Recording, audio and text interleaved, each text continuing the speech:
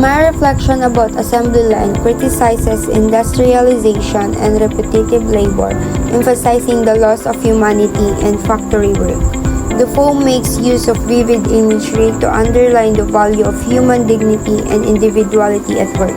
It encourages thought on how modern production methods dehumanize people and calls into questions the meaning of employment in a society that prioritizes efficiency and profit over personal well-being. The film advocated for more humane working conditions that respect uniqueness and value.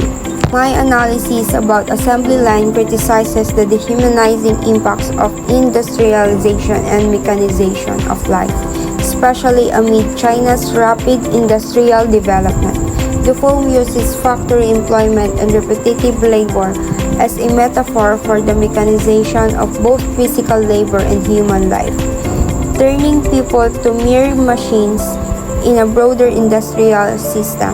The repetition of activities along with the lack of originality in individual input results in a loss of personal identity, shooting critics how industrialized labor devalues workers by neglecting their emotional and intellectual abilities and confining them to their role in the production process. The film also emphasizes workers' isolation and alienation, which separates them from one another and from themselves.